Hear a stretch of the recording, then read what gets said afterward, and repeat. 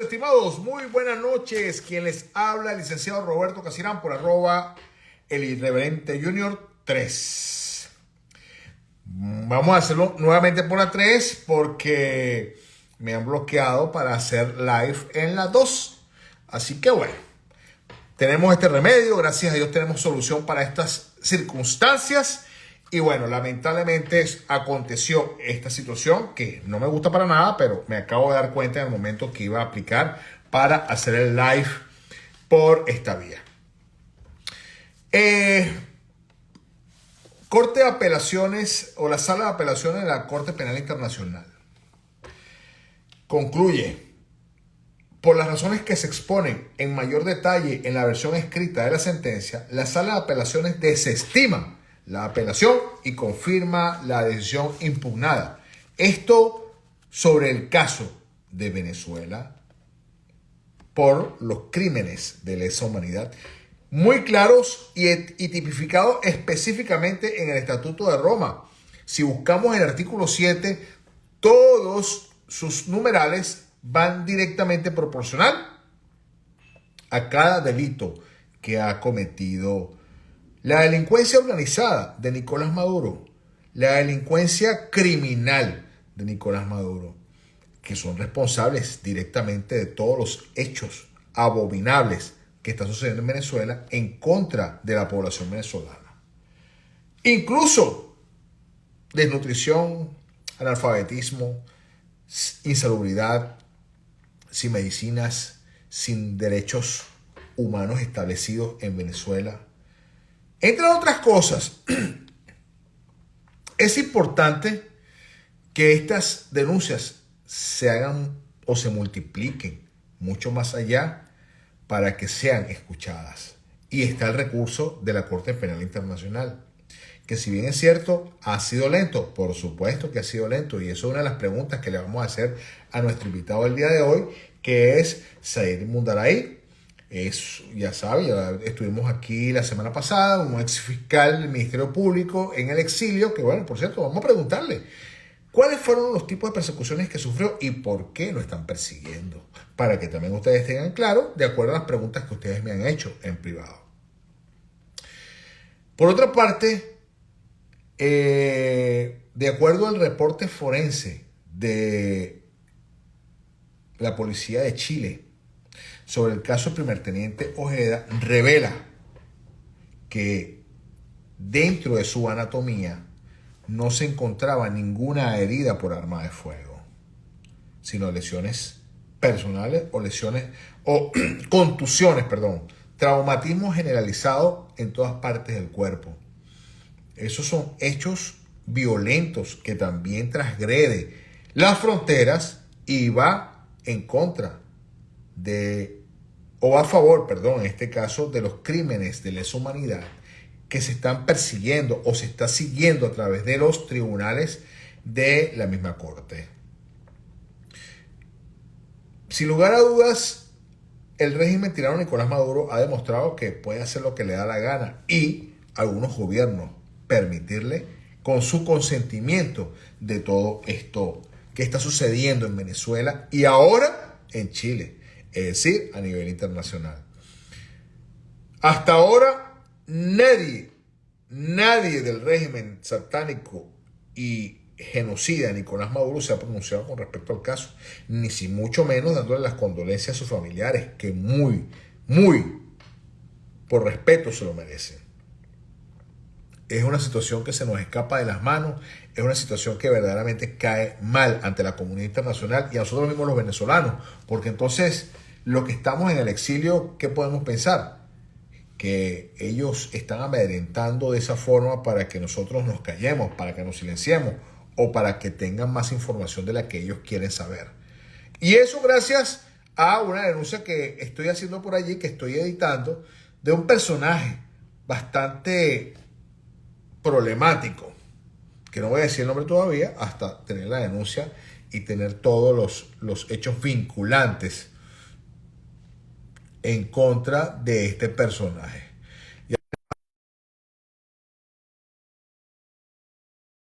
Nuevamente discúlpenme, no fue, ya está. La vez pasada fue error mío, humano. pero esta oportunidad pues ya es un caso personal que lamentablemente...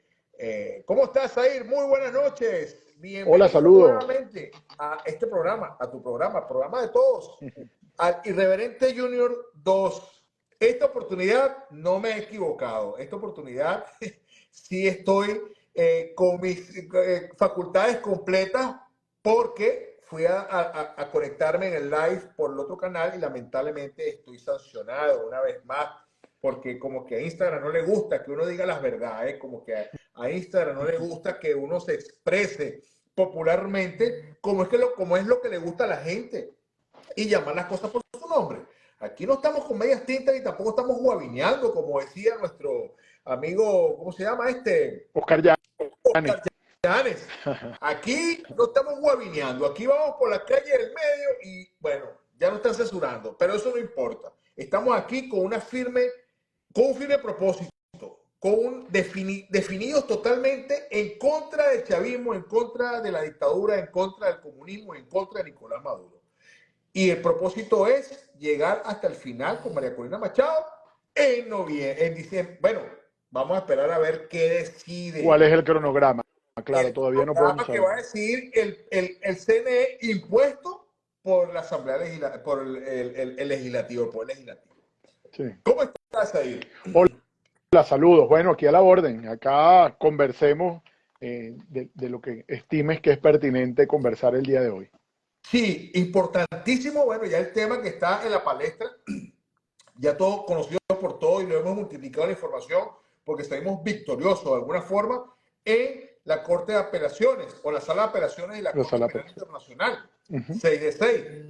Indiscutiblemente demuestra la ineptitud, incapacidad y negligencia de las personas que trataron de apelar una sentencia que sabían que la tenían perdida, indiscutiblemente, pero peor aún, que mandan a redactar alguna información de que ellos ni siquiera aprobaron ni una. Sin embargo, eso es en caso de los crímenes de lesa humanidad. ¿Sabes que hay curiosidad por algunos de mis seguidores que me preguntaron en privado?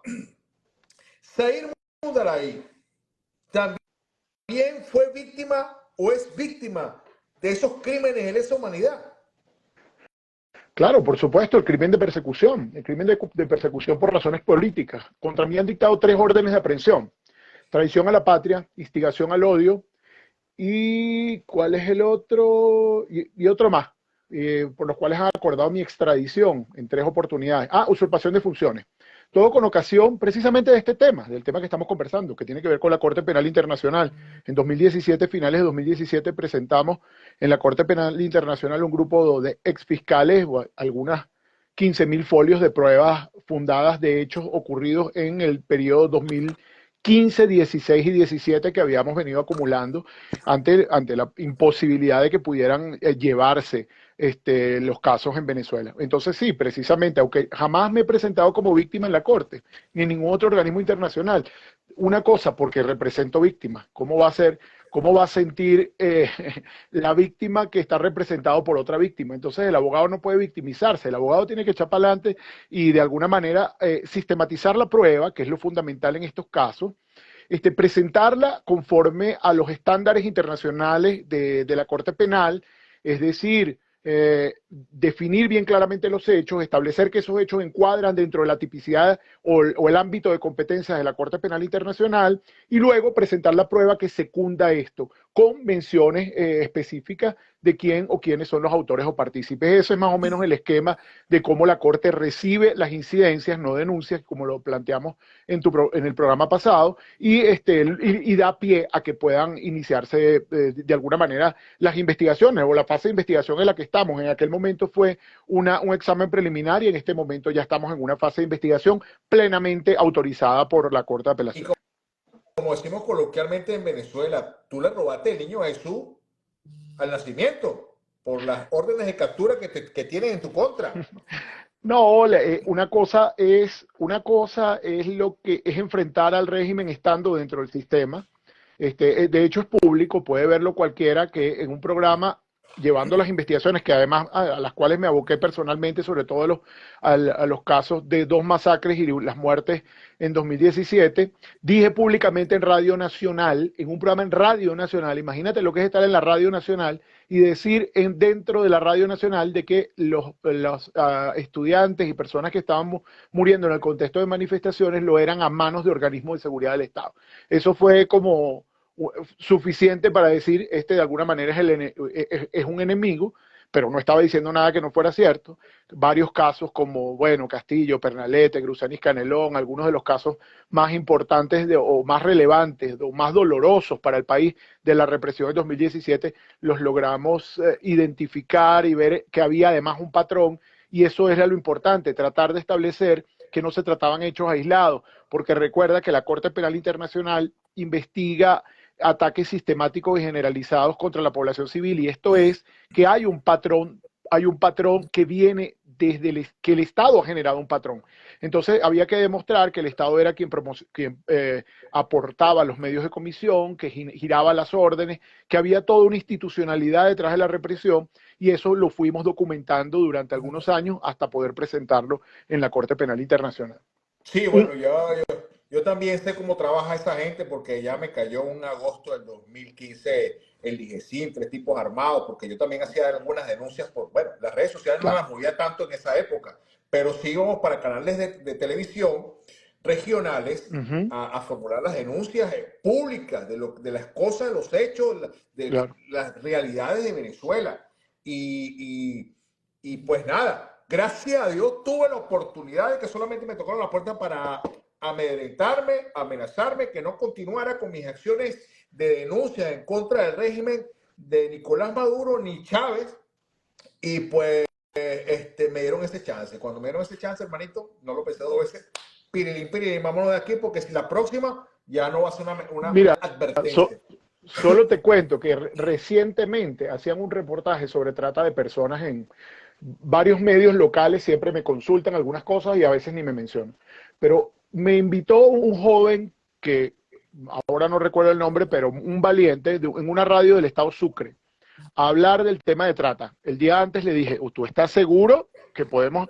Me dijo, diga lo que tenga que decir. Yo digo, sí, pero en el tema de trata de personas en Venezuela están involucrados funcionarios del SAIME, de la Guardia Nacional, ya las rutas están determinadas por la vía de Trinidad y una ruta que saca. Le expliqué todo el esquema. Yo digo, yo no, si digo eso, ya yo salí del país, pero tú estás ahí. Claro. Me dijo, diga lo que tenga que decir. Y lo dije. Le allanaron la radio en la tarde y cerraron la emisora. Apenas lo dije en un programa de mediodía, en la tarde ya habían cerrado el programa. No el programa, la radio completa en Cumaná, Estados Unidos. Es que definitivamente en una oportunidad me metí yo con la gente de Corpoelec y sus trabajadores y el sindicato de la construcción, y pues también fui una víctima del amedrentamiento político por parte del sindicato de construcción y algunos síndicos del Corpoelec en Valencia. Por otra parte, también, y me gustaría conversar después de esto contigo, porque yo viví en Ecuador y fui secuestrado en Ecuador. A mí me secuestraron, fue un secuestro express en Ecuador en la época cuando estaba revuelta Ecuador en el año 2019 con Lenín Moreno, y Nicolás Maduro y Pedro Carvajalino enviaron sus séquitos a la República de Ecuador, a Perú y a Chile a empezar a crear el caos después del foro de Sao Paulo, esa oportunidad. Y pues lamentablemente dieron conmigo y me secuestraron, me golpearon, me robaron absolutamente todo lo que tenía, el mismo discurso, deja de estar denunciando, venimos por ustedes, vinimos para que el comunismo se instaurara nuevamente en Ecuador con Rafael Correa, y para ustedes de contar. Lamentablemente no es casual. Lamentablemente las autoridades de Ecuador, por ser venezolanos, y eso es una de las situaciones que de verdad me encojonó, por decirlo de alguna forma, porque ellos decían, bueno, tú eres venezolano, no hay ninguna flagrancia, hermano, mira cómo estoy golpeado, los tipos me rociaron gas pimienta en los ojos y aparte de eso me estrujaron los ojos, o sea, para que la activación del gas pimienta fuera peor. Fuera peor, entonces, claro. Mira mis ojos, mira mi cara, mira mi cuerpo, compadre.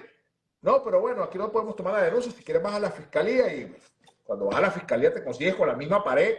Y dije, no, bueno, ¿qué vamos a hacer? No hay problema. Ya fui una víctima de esas delincuentes y gracias a Dios, en esa oportunidad logré obtener mi documento y me fui de Ecuador porque las amenazas eran continuas a través de las redes sociales. Que eso también deberíamos agregarlo en los crímenes de lesa humanidad. Ahora bien, vamos al cuento. La sala de apelación de la Corte Penal Internacional indicó que lamentablemente para ellos no hay alguna forma de lograr ninguna apelación con ellos porque la sala desestimó las apelaciones que ellos tiraron, ¿no? Sí. Entre ellos vamos a ir leyendo para que las personas, nuestros seguidores, vayan interpretando y vayan conociendo de qué trata cada una de ellas.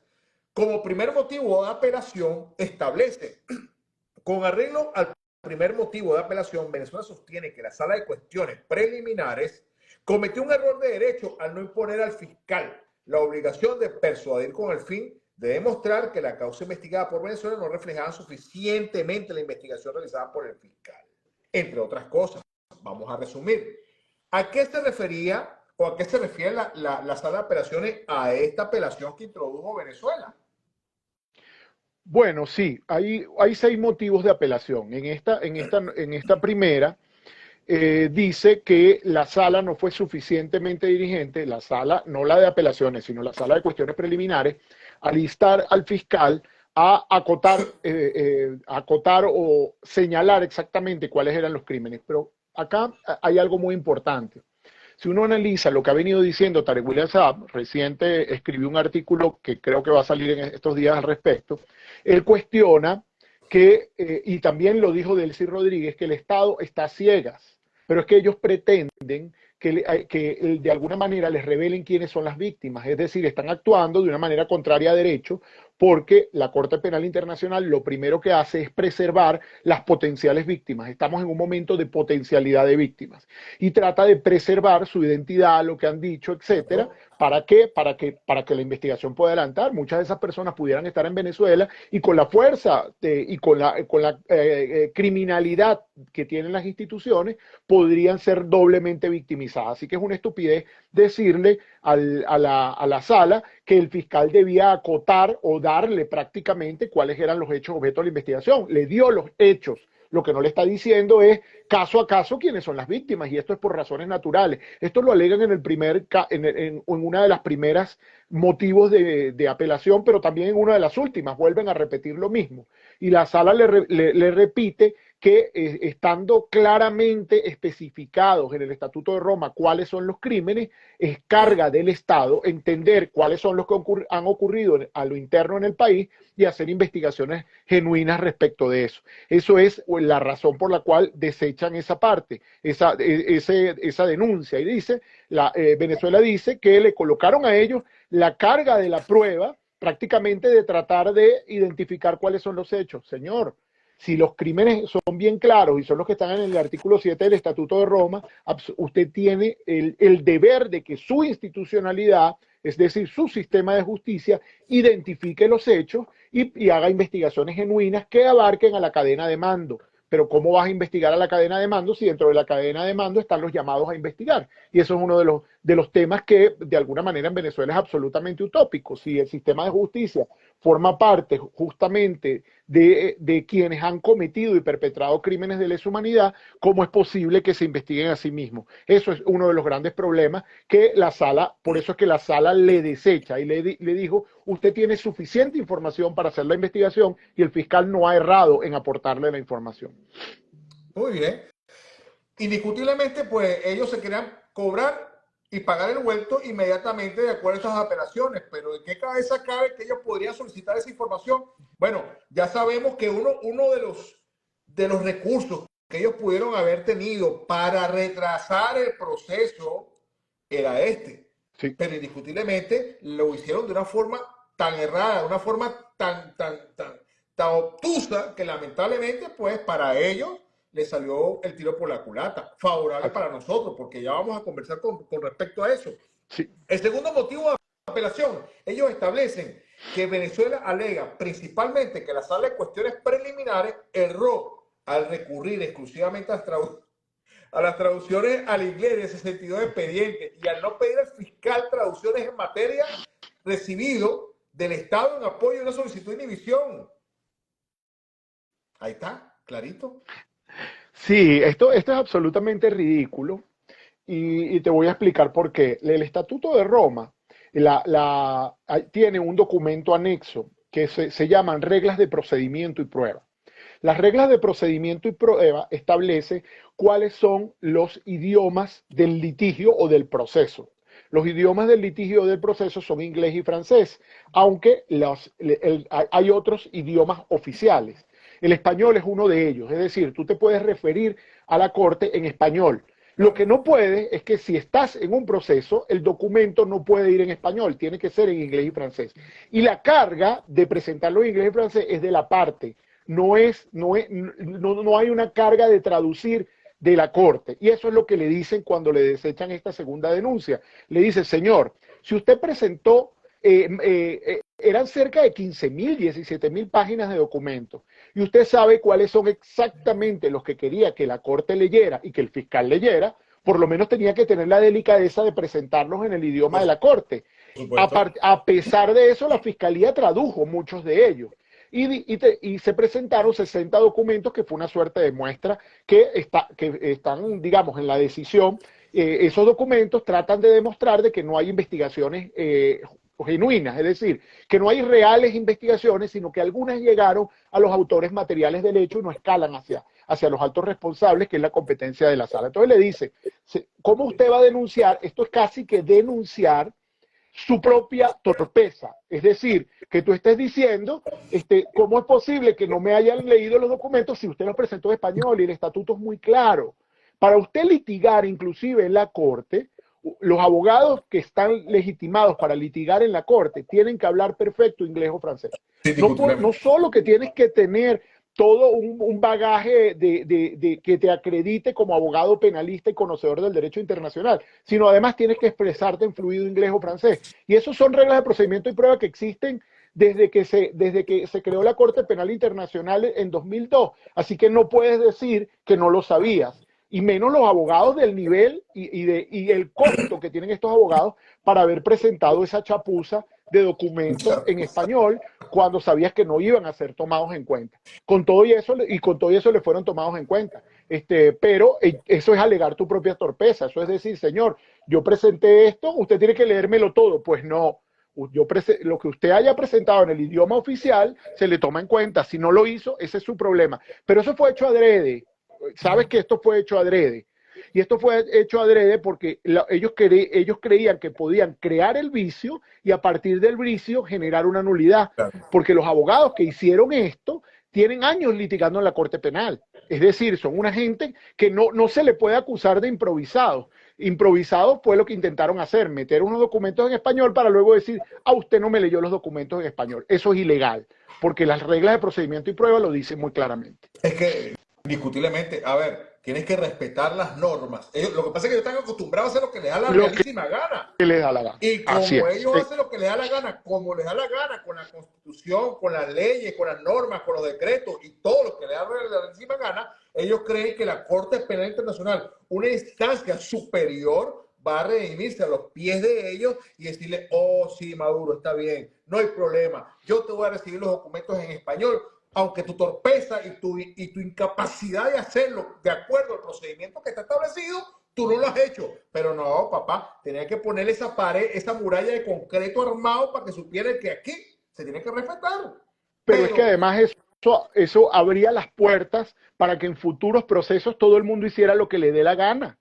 ¿Ok? Si la Corte hubiese permitido esto, entonces cualquier país puede presentarlo hasta en un dialecto local y tú te verías obligado a traducirlo. Y esas no son las reglas de procedimiento y prueba. Las reglas de procedimiento y prueba son unificadoras, son globalizantes, son civilizatorias. De modo que todo el mundo entienda a qué atenerse. Por eso es que están escritas con antelación. Por supuesto. Aprovechando, vamos a hacer un espacio acá.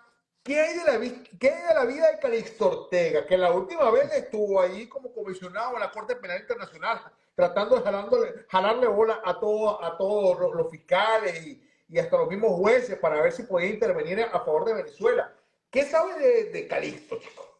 ¿Todavía sigue No, ahí? no sé mucho, pero sí sé que el Estado venezolano, desde los tiempos de Haifa el Aizami, es decir, la anterior embajadora y hermana de Tarek el Aizami, además, te puedo decir que Venezuela era uno de los únicos países que tenía un embajador directo en la Corte Penal Internacional, porque los estados lo que nombran es, pueden nombrar un representante, pero no un embajador directo. Ellos nombraron un embajador directo desde hace muchísimos años, lo que te dice que ellos preveían la posibilidad de terminar en esta instancia. Ellos sabían que iban a cometer crímenes de lesa humanidad tarde o temprano para el sostenimiento del poder. Y esa es la razón por la cual siempre han tenido representantes allí, han tenido varios representantes tratando de hacer lobby fíjate que esto va de la mano de algo que es interesantísimo, que es que en todos los informes internacionales en materia de corrupción, Venezuela figura como el país más corrupto del mundo. Y entonces ellos creen que todo es que todo se puede corromper, es decir, Es que ellos así. pueden llegar a cualquier espacio y actuar como actúan a lo interno, pero también en otros países. Fíjate que Maduro hoy daba unas declaraciones que son dantescas. Hablaba de la politización de la Corte Penal Internacional y hacía una pregunta que es cazabobos y qué bueno que podemos hablarlo en este momento. Él decía que dónde estaba la Corte Penal Internacional en los crímenes ocurridos en los 50, en los 60, en los 70 en Venezuela, qué tal, cuando perseguían guerrilleros, etcétera. Bueno, simplemente no existía la Corte Penal Internacional. La Corte Penal Internacional es la respuesta a todos los crímenes que se han cometido en la humanidad, como un tribunal fijo, coherente, principal, donde haya permanente, donde haya unas reglas de juego claras. Simplemente no existían. Y el Estatuto de Roma dice que tendrá competencia para conocer de los crímenes ocurridos desde su puesta en vigencia en adelante, no Claro. hacia atrás. No tiene Entonces, retroactividad. claro, no hay retroactividad. Entonces él está diciendo eso, que es una trampa cazabobo. Mucha gente poco despierta puede decir, realmente, ¿y qué pasó con aquellos crímenes? Bueno, aquellos crímenes se juzgaron por la jurisdicción interna, aquellos que se pudieron juzgar, pero no existía una instancia penal internacional. Entonces lo que está diciendo no es más que una engañifa, es un fraude, es una fórmula enrevesada de tratar de dispersar la atención y el foco sobre lo que es realmente importante, que es que ellos han cometido crímenes de Así lesa es, humanidad. que es lo mismo que conduce al Tribunal Internacional con la apelación de la sentencia en contra de Guyana y Venezuela. Es la Sí, misma vaina. O sea, la misma aquí, cosa. ay, perdón, tuve un accidente.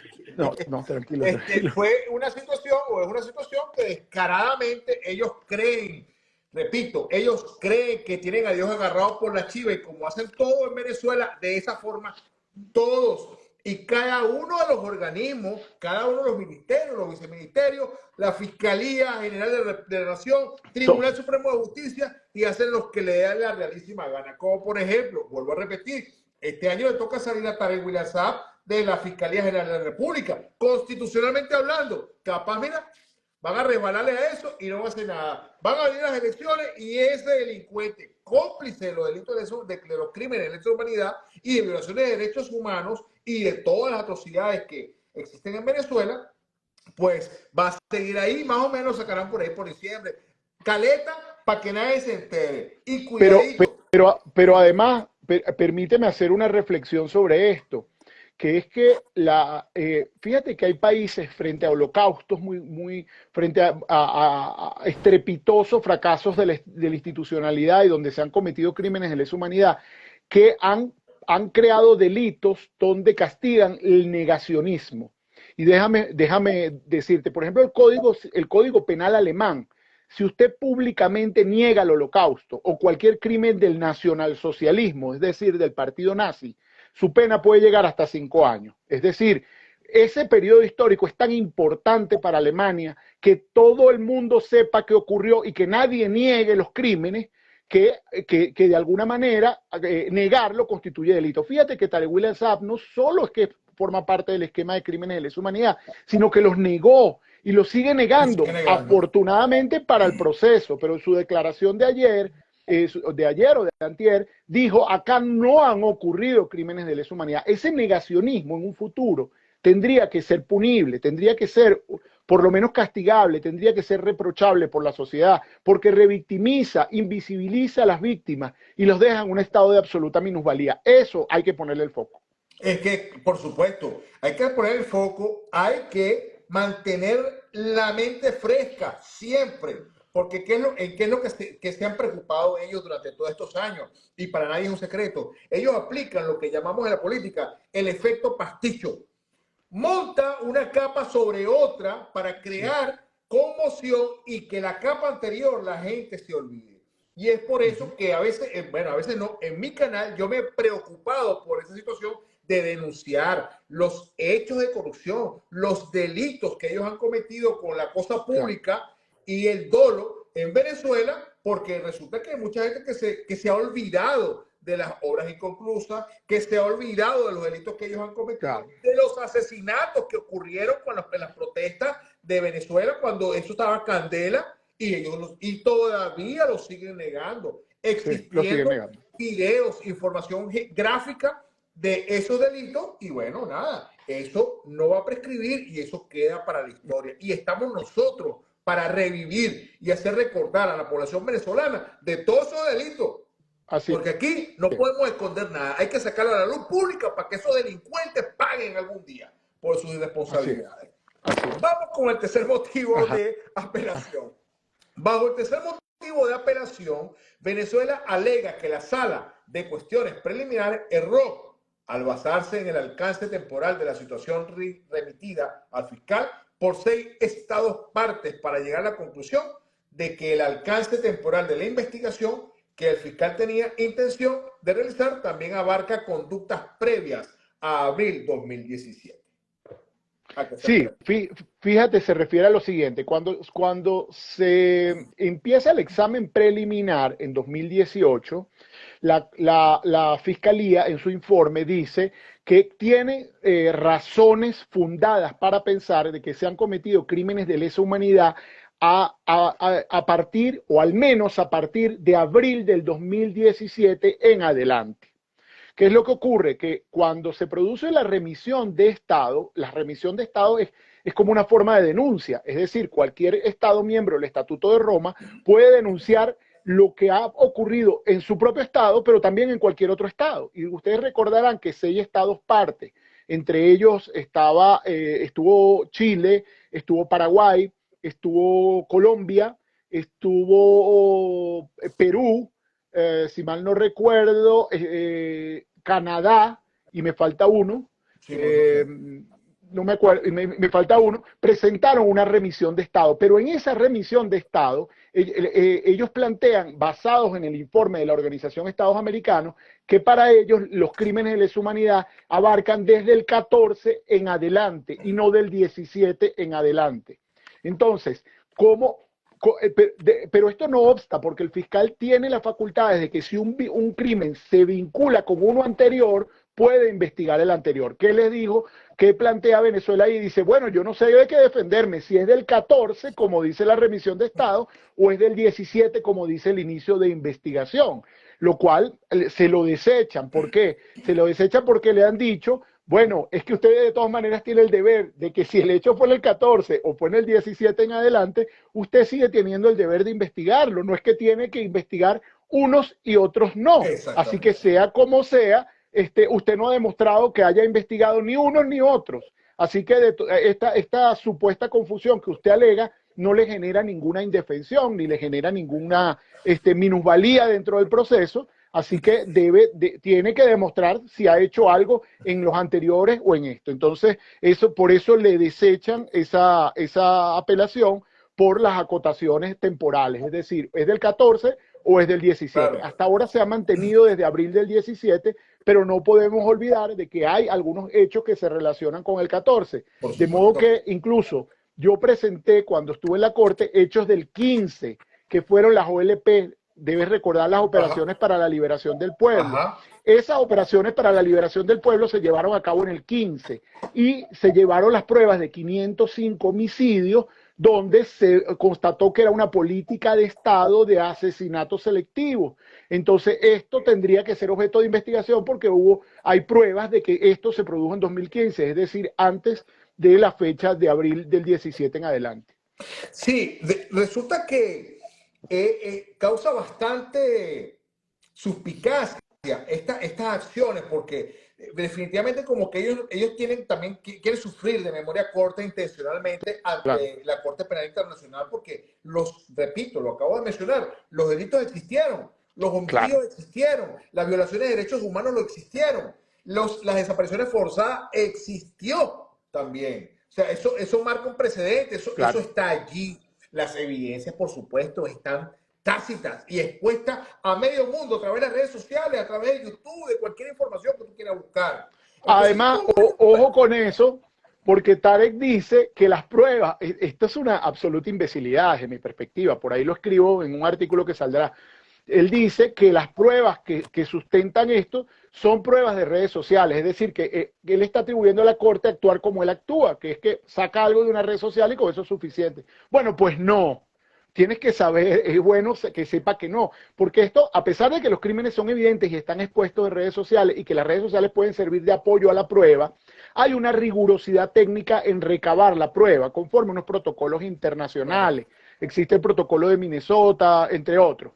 Esos protocolos se siguieron en la investigación, de modo que si él cree que las pruebas son lo que él hace, está muy equivocado, porque aquí hay un rigor técnico fundamental que es el establecimiento de los hechos a partir de pruebas forenses, pruebas técnicas, las mismas víctimas, e incluso hay testimonios de copartícipes en estos hechos. Así que si él cree que lo que va a enfrentar es justamente pruebas sacadas de redes sociales, con el valor que tienen las redes sociales, porque es muy importante, hay muchas cosas, muchos videos que apoyan lo que ha ocurrido, que están allí, pues no, está equivocado. Hay un rigor técnico en la investigación eso está reflejado en los expedientes bueno, ante la Corte, que de muchos lo han.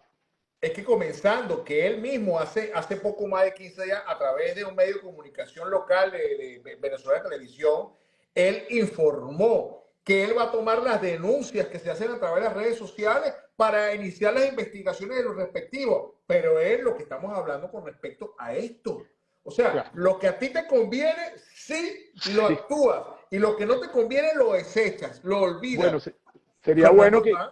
Por sería bueno que ejemplo, pusieras un video con las dos cosas, ¿no? Diciendo, ah, bueno, las redes sociales te sirven para un proceso para ti, pero si las usa otro, entonces hay que desecharlo. Sería muy bueno que pusieras las dos declaraciones para que se vea cómo es el doble rasero de la actuación de este personaje. es que indiscutiblemente el descaro mediático que tienen estos parásitos, estos chupasangre, estos, ¿cómo se llama? Estas sanguijuelas que siguen extorsionando al país como le da la gana y exprimiéndolo como le da la gana, pues definitivamente quieren hacer creer que los pendejos que los siguen a ellos sigan el mismo jueguito y para que después digan, no, mira, ese es Tarek, qué bien, defensor del Sí, pueblo. Defensor del pueblo, un carajo.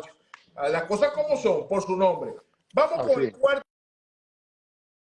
cuarto motivo de apelación. Venezuela alega 5 errores en la Ujú. evaluación por la sala de cuestiones preliminares respecto de si Venezuela estaba llevando a cabo una investigación activa de los actos criminales a los que hacía referencia la notificación del fiscal con arreglo del párrafo 1 del artículo 18.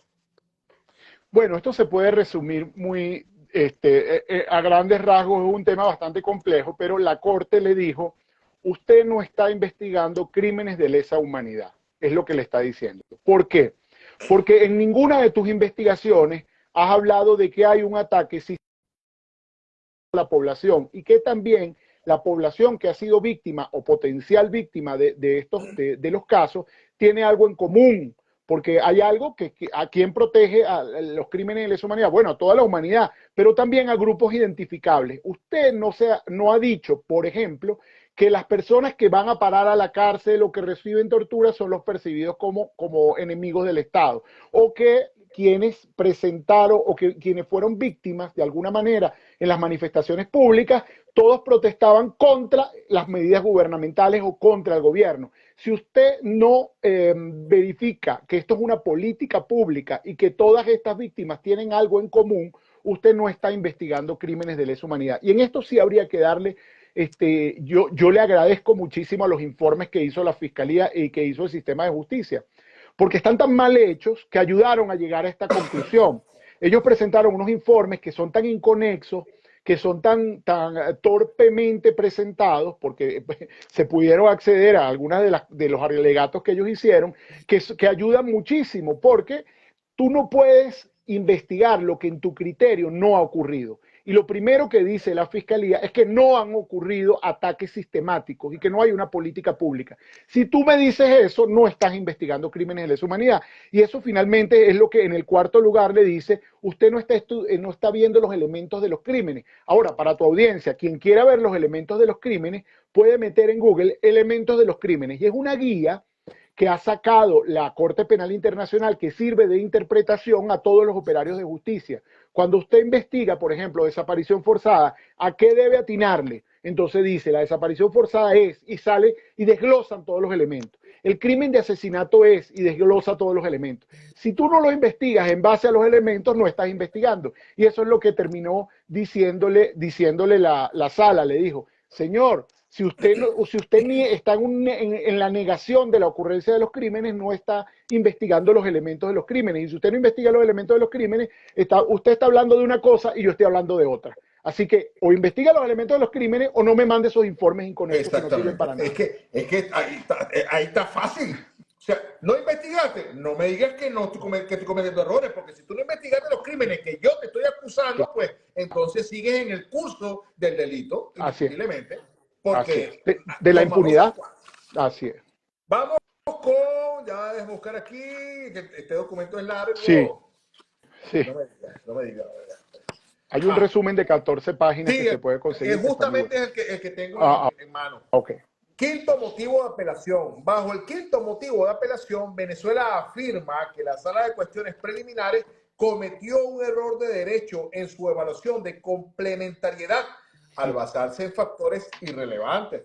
Por ejemplo, Venezuela alega que la Sala de Cuestiones Preliminares se basó erróneamente en el número de personas sospechosas, y déjame subrayar aquí porque esto está en el número de personas sospechosas identificadas, el número de orden de detención y el rango de las posibles personas sospechosas. Venezuela aduce, asimismo, que la Sala de Cuestiones Preliminares no concedió ningún peso a factores pertinentes, en particular a si las autoridades nacionales están recopilando datos sobre víctimas. No, yo creo que es la médula, este es el tema medular y tiene que ver con el principio de complementariedad. El principio de complementariedad es el elemento transversal de la Corte Penal Internacional, es decir, la Corte Penal Internacional no puede llegar a cualquier lugar a investigar. Complementa la jurisdicción interna. Solo actúa en la medida en que la jurisdicción interna no quiera o no pueda. Es decir, usted tiene que dar demostraciones de que quiere y además puede investigar. ¿Y por qué digo quiere y puede? Porque hay países que quieren pero no pueden. Y de esto hay ejemplos. Por ejemplo, te puedo hablar del caso de la República Centroafricana, donde hubo varios golpes de Estado, no había tribunales, no había jueces, no había fiscales, y ellos dijeron, nosotros queremos, pero no podemos, no tenemos capacidades de investigación, no podemos saber qué pasó, investigue usted. ¿Qué han hecho? ¿Qué es lo que se plantea en este punto en particular? Dice, bueno, la prueba del carácter genuino de las investigaciones es que haya una escalada sobre las cadenas de mando. Tarek William Saab, por ejemplo, dice que presentó 17.000 causas en fichas, pero fíjate que en la explicación que dieron las audiencias del 7 y 8 de noviembre, el máximo rango mencionado de autores o partícipes por parte del Estado fue teniente coronel. Es decir, que ellos pueden decir que ellos tratan de justificar que toda esta masacre que ocurrió, este holocausto, lo planificaron de teniente coronel hacia abajo, es decir, tenientes, policías rasos, etcétera. Eso no es cierto. Exactamente, eso no puede ocurrir. Lo que trata de decirle la Corte es usted no ha presentado ninguna investigación genuina que hable de altos responsables o que apunte hacia altos responsables. Porque aquí no hay un ministro, no hay un viceministro, no hay el director de una policía, no hay un comandante de la guardia, etcétera. Si usted no tiene eso, entonces usted no está investigando lo que le interesa a la Corte, que es la cadena de mando del contexto. Entonces, ahí es donde desechan, y además hay algo interesantísimo acá, que en este caso hacen una aseveración que incluye al Poder Legislativo. La Corte le dice, es que ustedes ni siquiera se han preocupado por incluir los crímenes de lesa humanidad dentro de la legislación interna. ¿Por qué? Porque hay crímenes, y eso está muy bien, por ejemplo, el crimen de persecución o de encarcelamiento no está en la legislación interna. Entonces dice, si ustedes ni siquiera se han preocupado por incluirlo como delito, mucho menos se van a preocupar en investigarlo. Y además le dice, los casos de violación o de agresión sexual que están documentados y que la Corte tiene documentados, ustedes algunos los han investigado como trato cruel. Es decir, una violación la metieron como si fuera un trato cruel. Con lo cual ustedes están dejando por fuera las agresiones sexuales y tampoco se están percatando de que se trata de un patrón de Estado. Así que le desechan esa quinta o motivo de apelación por todas esas razones. Además, en esta creo que es la que le dan más duro. Le dicen, ustedes no tienen preocupación ni siquiera por incorporar en su legislación los crímenes. Ustedes no quieren investigar esto, prácticamente. De hecho, uno de los asesinos de los estudiantes en Caracas hoy día es el director del FAE y no tiene curso policial ni especialización policial, Miguel Nunca ha sido Domínguez. policía, nunca ha sido policía. Por ejemplo, Néstor Reverol, que también estuvo involucrado, y el coronel Benavides, que también se desapareció, investigado por Estados Unidos y el Departamento del Tesoro por blanqueo de capitales, entre otras cosas. Ahí están, por lo menos esos tres elementos son los tres elementos más, uno de los elementos más importantes, y Miguel Torres. Benavides aparece en todas las cadenas de mando de la represión del 2017. Correcto. Nosotros presentamos las pruebas de la utilización de la Guardia Nacional de fuerza letal, la utilización por parte de la Guardia Nacional de fuerza letal en el contexto de manifestaciones públicas. Así que Benavides Torres está allí y también está Néstor Reverol por haber sido el ministro de Interior. Eso está documentado. Mira, uno de los protocolos internacional para la actuación ante muchedumbre, para contrarrestar una protesta, ninguno debe ir con armas letales.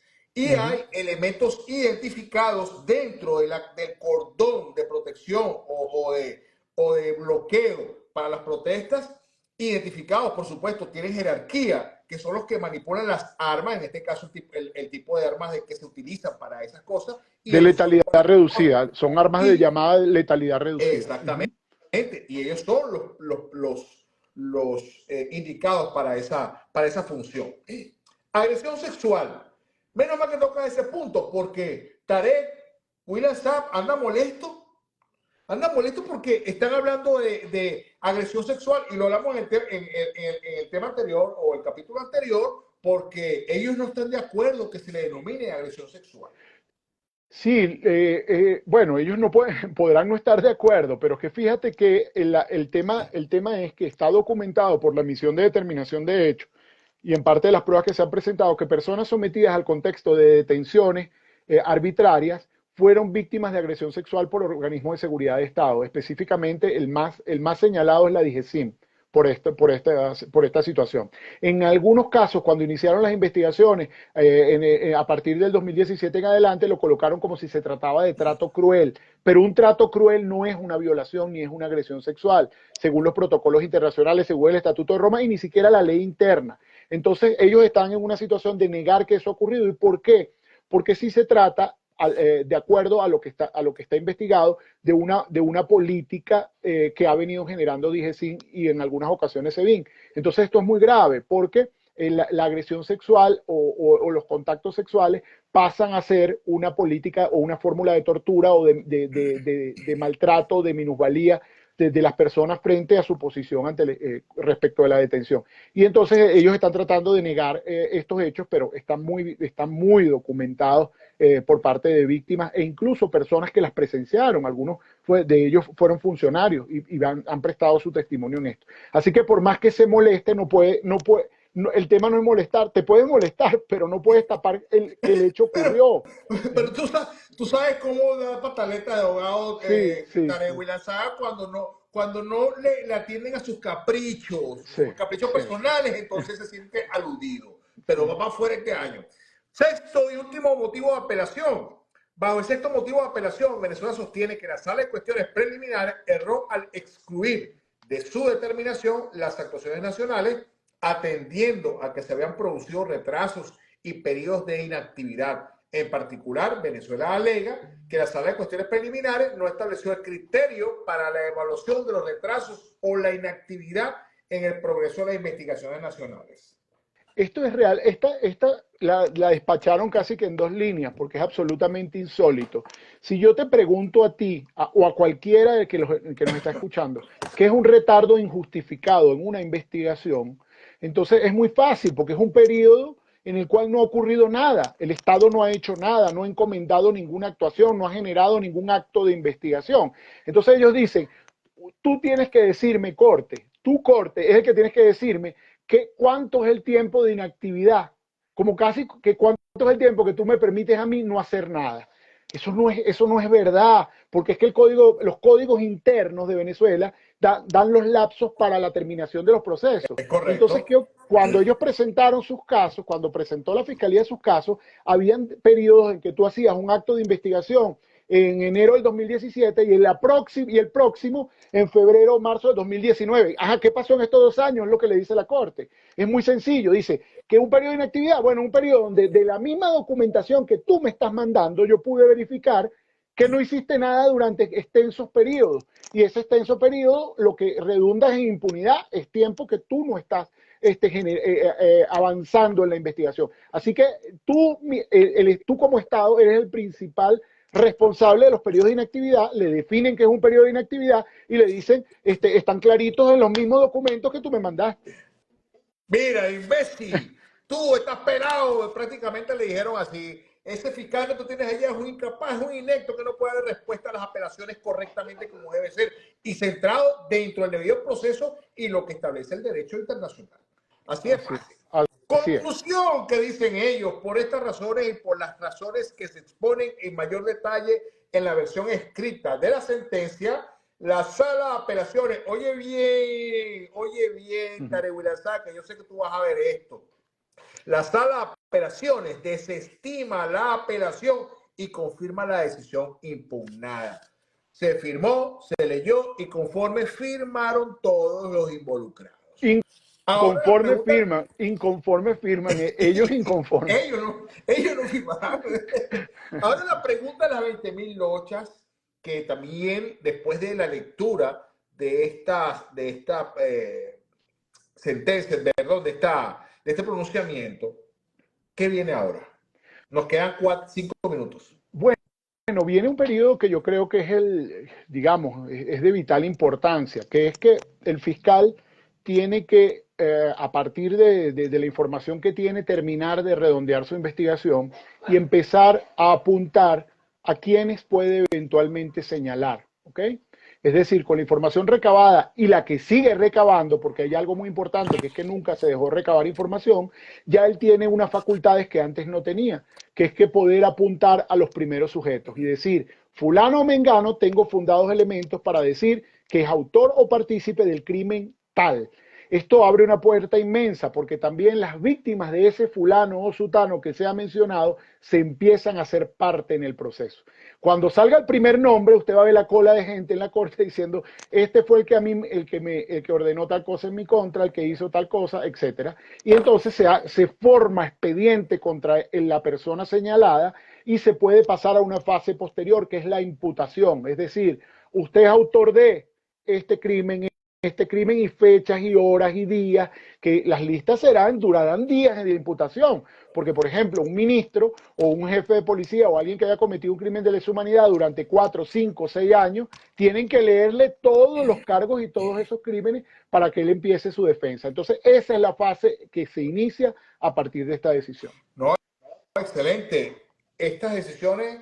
Y leí también, hoy día, leí un titular donde se manifestaba que la Corte Penal Internacional comenzará a citar a algunos responsables de estos crímenes para que rindan testimonio en la Corte. ¿Se podrá llevar a cabo? Es la primera, es a lo que me refiero. Sabes que la Corte cuando individualiza, da un nombre cualquiera, puede ordenar la comparecencia, es decir, se le convoca para que usted esté acá tal día y pueda defenderse de esto o esté en línea o lo que sea y le sean leídos los cargos. A partir de ahora, esta posibilidad es factible. Si la persona no comparece o es reticente, como vimos a Maduro hoy apuntando contra la Corte Penal Internacional, entonces se pueden dictar órdenes de comparecencia forzada, capturas, esencialmente capturas. Perfecto, perfecto. ¿Ok? Bueno, Said, ya nos quedan un par de minutitos. Muchísimas gracias. Hoy fue una clase magistral con respecto No, a a este ustedes. procedimiento en la sala de apelaciones. Muchas personas lo necesitaban porque están todavía desorientados y todavía preguntan, mira, ¿qué pasó? ¿Qué pasó? ¿Cuál va a ser, cuál va a ser el próximo paso? Pues ya lo tenemos aquí a través de @irreverente junior 2 y Es con nuestro importante. invitado de lujo, con mucha sapiencia en materia legal, en materia de derecho internacional, nuestro querido amigo Said Mundaray, que bueno, más Y adelante qué podríamos tener más. importante, qué Ajá. importante lo que estás haciendo, porque fíjate que la gente se queda solo con el titular. Esto quedó así, pero no, es importante desmenuzar las decisiones y entender para dónde vamos, porque esto es absolutamente trascendental para la vida de todos Así nosotros. así es. Y por supuesto, de cultura general, para el que quiera conocer sobre la materia, pues que venga para acá, para mi canal o para YouTube, que voy a colgar este video. Muchísimas gracias. Muy buenas noches, amigos Said. Y estamos en contacto. No nos perdamos en contacto porque Seguro, vienen cosas más. seguro, un Saludos. abrazo. Que Un estés muy abrazo bien. para ti también. Y saludos para Josefina Guerra, que anda por allí feliz, Saludos, contenta de este live. Y una abogado materano escribió también por allí. Te mandó saludos. Por ahí está. saludos Bueno, también a la doctora. Un abrazo, que gracias. esté muy bien. Muy buenas noches.